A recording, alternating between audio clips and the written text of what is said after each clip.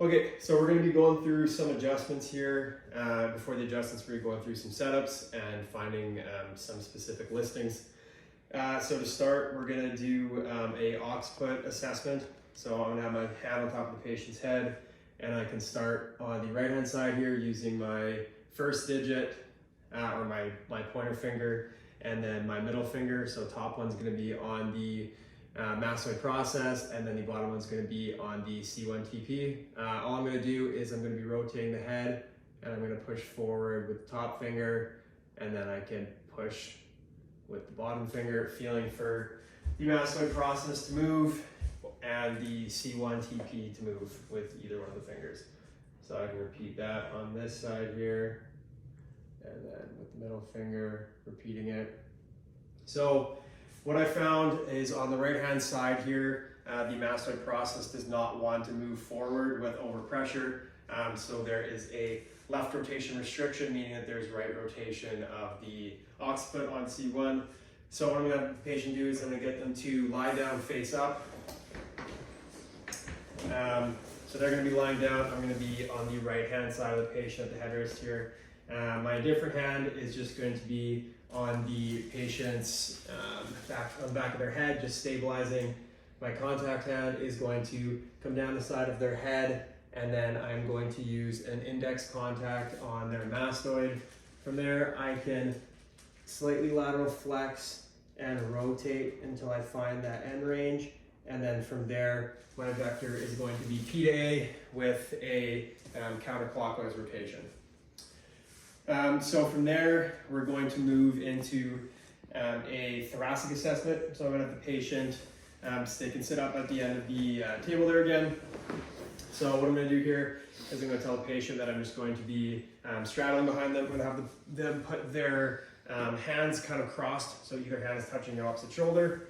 And then I'm just going to be motioning them in the thoracic spine. So what I found is T6 doesn't want to move into extension.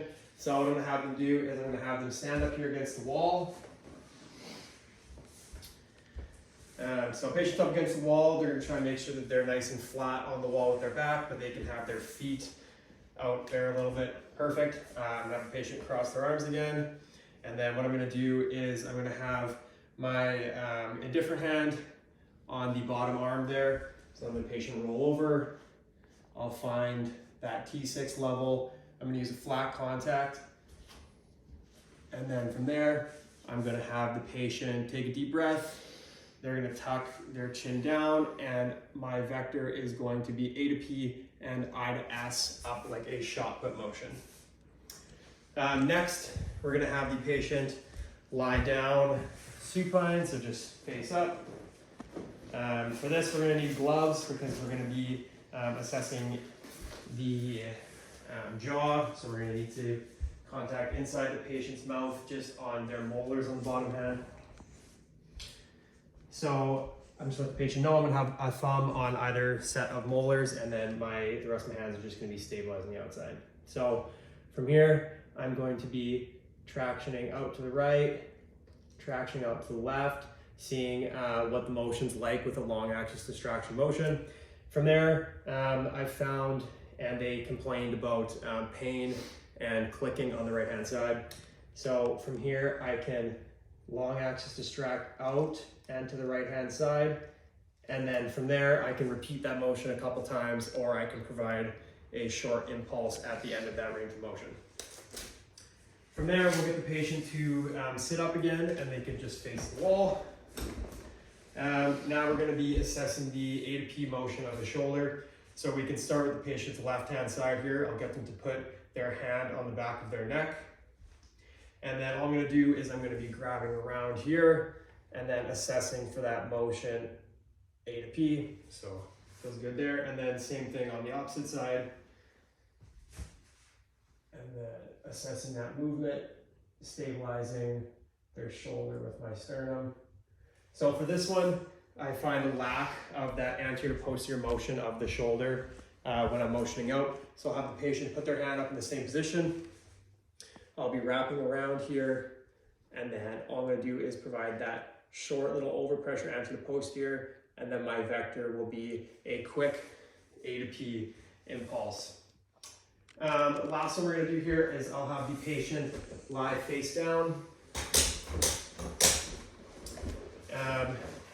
And we're going to be assessing the motion of the fibula, specifically at the fibular head. So I can plantar flex and dorsiflex the foot to feel for inferior superior motion. And then I can use a thumb and pointer finger contact to assess the anterior to posterior motion.